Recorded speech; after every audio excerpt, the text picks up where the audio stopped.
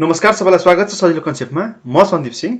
आजको यस भिडियोमा हामीहरूले बोन्ड भ्यालुएसन अन्तर्गत 2068 सालमा सोधिएको क्वेशन सल्भ गर्न गइरहेका छौं।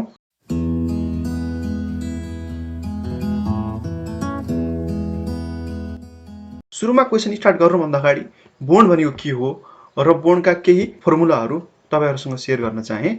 बोन्ड भन्न बित्तिकै हामीले के बुझ्छौं, एउटा लङ टर्म सेक्युरिटी हो जसलाई चाहिँ कम्पनी अथवा गभर्नमेन्टले इस्यु गर्छ। जुन इन्भेस्टरले बोन्ड किन्नुहुन्छ उहाँहरूले चाहिँ सर्टेन इन्ट्रेस्ट पाउनुहुन्छ र at the end of maturity पिरियडको अन्तिममा चाहिँ उहाँले आफ्नो इन्भेस्ट गरेको अमाउन्ट पनि फिर्ता पाउनुहुन्छ। बोन्ड इस्यु गर्दाखेरि प्रिडिटरमाइन्ड हामीहरूलाई म्याच्युरिटी पिरियड र रेट दिएको हुन्छ।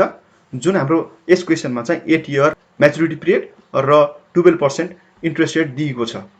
र नेपालको केसमा कुरा गर्ने हो भनेपछि फिस भ्यालु 1000 हुने गर्छ र इन्ट्रेस्ट चाहिँ सेमी एनुअली पेड गरिएको देखिन्छ। त्यसो भएपछि बोन्ड अर्थात् ऋण पत्र भनेको एक प्रकारको दीर्घकालीन ऋण सम्झौता हो जस अन्तर्गत ऋण पत्रको निष्कासनकर्ताले ऋण पत्र धारकलाई निर्धारित समयसम्म ब्याज र निर्धारित समय अवधिको अन्तिममा सामा फिर्ता गर्ने सहमति जनाएको हुन्छ। यस अर्थमा हामीहरूले के पनि भन्न सक्छौं, ऋण पत्र भनेको एक प्रकारको दीर्घकालीन प्रतिज्ञा पत्र हो जस अन्तर्गत ऋण प्राप्त गर्ने पक्ष अर्थात् निष्कासनकर्ताले ऋणदाता वा खरिदकर्तालाई निर्धारित समयसम्म ब्याज र निर्धारित समय अवधिको अन्तिममा सामा फिर्ता गर्ने प्रतिज्ञा गरेको हुन्छ। यस क्वेशनको कुरा हामीले गर्ने हो भनेपछि 8 इयर्स म्याच्युरिटी पिरियड रहेछ, 12% इन्ट्रेस्ट रेट दिएको छ र इन्ट्रेस्ट चाहिँ सेमी एनुअली दिएको छ। Face value of the bond 1000 दिएको छ र यो बोन्डलाई बिचैमा कल म्याच्युरिटी पिरियड सिद्धिनु भन्दा अगाडि नै कल गर्यो भने चाहिँ 4 इयरमा कल गर्न सक्छ र त्यति बेला दिने प्राइस भनेको फेस भ्यालु 1000 नभएर कति हुन्छ 1080 हुन्छ। र आजको मितिमा यो भ्यालुको प्राइस रहेको छ 1150। Assume that the bond has been just issued र आज चाहिँ भर्खरै यो बोन्ड इस्यु गरिएको छ र हामीहरूलाई क्वेशनमा रिक्वायर्ड विभिन्न कुराहरू सोधिएको छ जस अन्तर्गत चाहिँ हामीलाई approximate bond YTM yield to maturity निकाल्नु भन्छ। यील्ड भन्न बित्तिकै हामीले के बुझ्नु जरुरी छ भन्दा यील्ड शब्द देख्नु बित्तिकै हामीले रिटर्न निकाल्न भनिएको हो। यील्ड भन्न बित्तिकै हामीले रिटर्न निकाल्नु भनिएको हो। एप्रोक्सिमेट सेमी एनुअलमा हाम्रो क्वेशनमा सेमी एनुअल भनेकोले सेमी एनुअल वाइटिएम निकाल्नु पर्नेछ। त्यस्तै गरेर इफेक्टिभ एनुअल वाइटिएम पनि निकाल्नु पर्नेछ र बोन्ड करेन्ट यील्ड पनि निकाल्नु पर्नेछ। तीनटा कुरा निकाल्नु पर्ने दिएको छ र सुरुमा मैले चाहिँ यस क्वेशनमा दिएका मेजर पोइन्टहरूलाई गिभनको रूपमा लेखिदिन्छु। म्याच्युरिटी पिरियड 8 इयर्स दिएको छ। यदि यो बोन्डमा बीचमा कल भएन भनेपछि यो यसको म्याच्युरिटी पिरियड भनेको 8 इयर्स हो र बीचैमा कल गरेर बोलायो भनेपछि चाहिँ यसलाई चाहिँ 4 इयरमा पनि बोलाउन सक्छ भन्ने जानकारी हामीलाई दिएको छ। र यसको फेस भ्यालु 8 वर्षसम्म कम्प्लिट म्याच्युर हुने हो भनेपछि यसको फेस भ्यालु 1000 हुन्छ र बीचैमा कल गरेर हामीलाई बोलाउँछ भनेपछि 1000 नभएर 1080 रुपैयाँ हामीलाई दिन्छ। र कुपन रेट अर्थात् इन्ट्रेस्ट रेट हाम्रो 12% दिएको छ र आजको मितिमा यसको प्राइस छ 1150। त्यसो भएपछि यसको इन्ट्रेस्ट एमाउन्ट क्याल्कुलेट गरौँ। इन्ट्रेस्ट एमाउन्ट अर्थात् कुपन एमाउन्ट हुन्छ जुन चाहिँ यो 1000 हो। 1000 गर्दाखेरि 120 आयो र हामी सेमी एनुअली भनेपछि हामीले वर्षमा सेमी एनुअल कतिवटा हुन्छ, दुईटा हुन्छ र 120 रुपैयाँ हामीहरूले 60 रुपैयाँ एकचोटि पे गर्छौँ, 60 रुपैयाँ अर्कोचोटि पे गर्छौँ र यो जोडेपछि कति हुन्छ फेरि 120 नै हुन्छ। यहाँसम्म थियो र यसको सोलुसनमा जानुभन्दा अगाडि मैले तपाईहरुलाई यसको फर्मुलाहरू पनि सुरुमा लेखाइदिन्छु सो दैट तपाईहरुलाई हिसाब गर्न सजिलो होस्। सुरुमा चाहिँ एप्रोक्सिमेट बोन्ड यील्ड छ अथवा वाइटिएम छ। एप्रोक्सिमेट वाइटिएम भन्न बित्तिकै हामीलाई फर्मुला थाहा छ, interest plus face value minus current value divided by maturity period whole divided by face value plus 2 into current value divided by 3 अर्थात् सर्टकटमा लेखौँ यसलाई I plus m minus p0 by n divided by m plus 2 into p0 by 3। त्यस्तै गरेर अर्को formula छ approximate annual वाइटिएम। Since यो क्वेशनमा हामीहरूलाई यो सेमी एनुअल भनेर दिएको छ, हामीलाई थाहा छ यो सेमी एनुअल केस हो।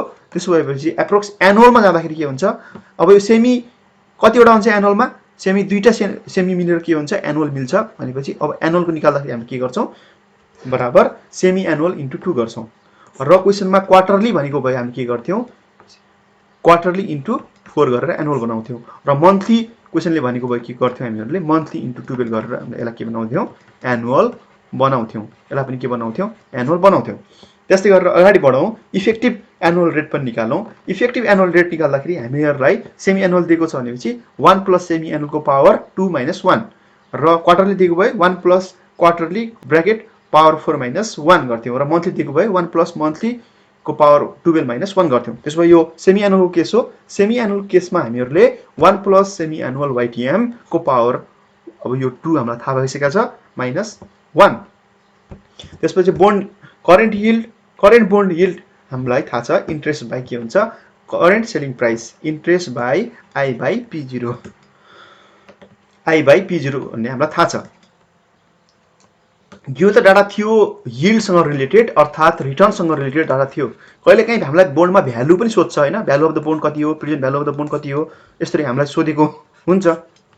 यो क्वेसनलाई हामी त रिटर्नको पर्सपेक्टिभबाट हेऱ्यौँ, तर कहिलेकाहीँ बोन्डको पर्सपेक्टिभबाट पनि सोधिन्छ, जुन यो क्वेसनमा सोधेको छैन त्यो कुरा पनि मैले तपाईँहरूसँग डिस्कस गर्न गइरहेको छु। त्यसो भएपछि भ्यालु अफ द बोन्ड बराबर हामीलाई के थाहा छ interest into PBIFA KD comma N. KD भनेको रेट अफ इन्ट्रेस्ट हो, एन भनेको number of period maturity period जनाउँछ र एम भनेको face value into PBIF KD comma N हुन्छ। र म्याचुरिटी पिरियड नसकिँदै बिचैमा हामीलाई कल गर्ने केसमा चाहिँ के हुन्छ भन्दाखेरि हामीहरूको एन्सर अलिकति फरक पर्न जान्छ। I into PBIFA KD comma N हुन्न, अब के हुन्छ एनसी भनेको हामीहरूको कल पिरियड हुन्छ र फेस भ्यालु हुन्न, अब बिचमै कल गर्यो भने के हुन्छ कल प्राइस हुन्छ इन्टु PBIF केडी कमा एनसी। यति कुरा थाहा पाउनुभयो भने चाहिँ बोर्डमा तपाईँले लगभग सबै फर्मुलाहरू कभर गर्नुभयो। अब यसको सोलुसनतिर जाउँ हामीहरू। सुरुमा एप्रोक्सिमेट वाइटिएम हामीले क्यालकुलेट गर्नुपर्ने छ। अब एप्रोक्सिमेट वाइटिएम क्यालकुलेट गर्नको लागि हामीलाई थाहा हुनु पर्यो यो एनुअल हो कि सेमी एनुअल हो कि कुन हो भन्ने कुरा थाहा हुनु पर्यो र क्वेसनलाई हामीलाई भनिदिएको छ सेमी एनुअल हो भनेर। त्यसो भनेपछि सेमी एनुअलमा के हुन्छ, सेमी एनुअल हुनु बित्तिकै तपाईँले बोर्डमा मात्रै होइन अरू ठाउँमा पनि टाइम भ्यालु अफ मनीको हुनसक्ला, भोलिको दिनमा हामीले स्टक भ्यालुएसनको कुरा गर्दाखेरि हुनसक्ला, क्यापिटल बजेटिङको कुरा गर्न हुनसक्ला। सेमी एनुअल भनेर धेरै ठाउँमा आउँछ। सेमी एनुअल हुन बित्तिकै दुईवटा कुरामा हिट गर्छ। के कुरामा हिट गर्छ म तपाईँलाई चट्टमा भनिदिन्छु। इन्ट्रेस्टमा के हुन्छ, इन्ट्रेस्टमा के गर्ने, इन्ट्रेस्टलाई के गर्ने डिभाइड बाई सेमी एनुअल गर्ने अर्थात् डिभाइड बाई 2 गर्नु पर्यो। त्यसो भएपछि हामीहरूको क्वेसनमा कति दिएको छ इन्ट्रेस्ट 12% दिएको छ भनेपछि अब हामीहरूको नयाँ इन्ट्रेस्ट रेट कति हुन्छ 6% हुने भयो। त्यस्तै गरेर नम्बर अफ पिरियड हाम्रो कति छ यान कति छ हामीहरूको 8 इयर छ भनेपछि अब नयाँ कति हुन्छ पिरियडमा चाहिँ हामीले मल्टिप्लिकेसन गर्नुपर्ने हुन्छ। 8 छ भनेपछि अब सेमी एनुअल भनेपछि 2 ले मल्टिप्लाई गरेर 16 पिरियड हामीले बनाउँछौँ। यही तपाईँलाई मैले यहाँ गरेर देखाइदिएको छु। इन्ट्रेस्टलाई चाहिँ तपाईँले के गर्नुहोस् डिभाइड गर्नुहोस्। अब यहाँ चाहिँ मैले पर्सेन्ट गरेँ, पर्सेन्ट गरेर डाइरेक्टली मैले एन्सर निकालिसकेको छु यहाँ होइन। त्यसरी डाइरेक्टली 2 ले डिभाइड गर्दाखेरि पनि हाम्रो त्यही नै हो। 6% इन्टु 1000 गर्दाखेरि 60 हुन्थ्यो अथवा 120 डिभाइड बाई 2 गरेर 60 निकाल्न सक्छौँ। एन्सर सेम नै आउँछ र म्याचुरिटी पिरियड के हुनेवाला छ मल्टिप्लिकेसन। इन्ट्रेस्ट रेट जहिले पनि डिभाइड, पिरियड चाहिँ जहिले पनि के हुन्छ मल्टिप्लाई हुन्छ। सेमी एनुअल छ भने 2 ले, क्वार्टरली छ भने चाहिँ 4 ले, मन्थली छ भने चाहिँ 12 ले। यो कुरा सम्झिनु होला। र मैले सेमी एनुअल बोन्ड वाइटिएम को फर्मुला लेख्न गइरहेको छु। Interest plus face value minus current value by N divided by face value plus 2 into current value by 3 अर्थात् I plus M minus P0 divided by N 1 M plus 2 into P0 by 3। हामी value put गरिदिउँ। हाम्रो interest बराबर 60 आइसकेको छ। त्यसै interest लेखेँ मैले। हाम्रो फेस भ्यालु बराबर 1000 छँदैछ र current price of the bond बराबर कति छ 1150 छ र हाम्रो यान अब कति छ किनभने सेमी एनुअल केस हो। अब मल्टिप्लिकेसन बाई 2 गरेर 16 भइसकेको छ र 1000 जस्ताको त्यस्तै 2 इन्टु 1150 बाई 3 गरौँ। यो गर्दाखेरि हाम्रो आउँछ इन्ट्रेस्ट 60 को 60। यो पार्टलाई सोल्भ गर्ने भनेपछि माइनस 9.375 आउँछ र तलको पार्टलाई सोल्भ गर्ने भनेपछि 1110 आउँछ र हेरौँ त कति आउँदो रहेछ हामीहरूको 4.56% एनुअल इन्ट्रेस्ट रेट। हाम्रो annual semi annual bond yield बराबर कति आयो 4.56% आयो। त्यसो भएपछि यो सेमी एनुअललाई हामी एनुअल बनाउन सक्छौँ त सक्छौँ नि होइन। के गर्नु पर्यो त्यसो भएपछि एप्रोक्सिमेट एनुअल वाइटिएम गर्दाखेरि अब के गर्नु पर्यो, अब यो सेमी एनुअललाई एनुअल बनाउनलाई के गर्ने थियो मैले 2 ले के गर्ने मल्टिप्लिकेसन गर्ने। सिम्पल गरिदिउँ 2 ले मल्टिप्लाई गरिदिउँ। 4.56 इन्टु 2 गर्दाखेरि हाम्रो एन्सर आउँछ 9.12%। देयरफोर ल्याङ्ग्वेजमा पनि लेखिदिउँ। Therefore semi annual bond YTM equal to 4.56 and approximate annual YTM बराबर 9.12। यो दुईटै के हो एप्रोक्सिमेट डाटा हो हामीहरूको। यो एक्ज्याक्ट डाटा होइन, यो हामीहरूको के हो यो एप्रोक्सिमेट डाटा हो। जति पनि हामीले डाटा निकालेको छ यो के छ एप्रोक्सिमेट मात्रै हो र एप्रोक्सिमेटमा हामीले यस्तो खालको फर्मुला युज गर्नुपर्छ सम्झिनु होला। अगाडि बढौँ। अब हामीहरूले एप्रोक्सिमेट बोन्ड वाइटिएम र इफेक्टिभ एनुअल यिल्ड पनि निकाल्नु पर्नेछ। यहाँसम्म त क्वेसनले दिएको भइहाल्यो। त्यसपछि effective annual वाइटिएम निकालौँ। Effective annual YTM बराबर के हुन्छ 1 प्लस सेमी एनुअल वाइटिएम को पावर n माइनस 1 अर्थात् 2 पनि लेख्न सक्छौँ हामीहरूले यहाँ त, किनभने सेमी एनुअल भनिसकेका छौँ हामीहरूले।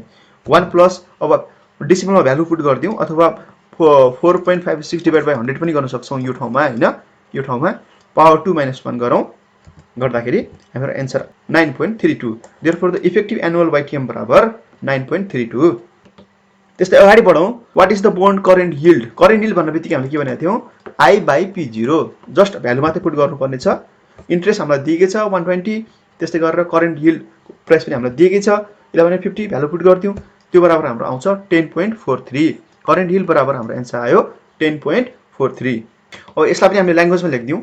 द इफेक्टिभ एनुअल यिल्ड बराबर 9.32 र त्यस्तै गरेर करेन्ट यिल्ड बराबर 10.43 भनेर हामी एन्सर लेख्न सक्छौँ। र कुनै खालको कन्फ्युजन छ भनेपछि अथवा कुनै खालको क्वेसनहरु छ भने प्लिज हामीलाई कमेन्टमा जानकारी दिनुस्, हामी अवश्य पनि त्यसलाई सल्भ गर्ने कोसिस गर्ने नै छौँ।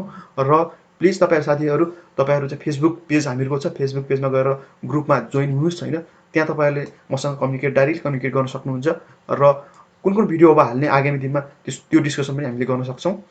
यतिन्जेल भिडियो हेरेर साथ दिनुभयो त्यसको लागि धेरै धेरै धन्यवाद।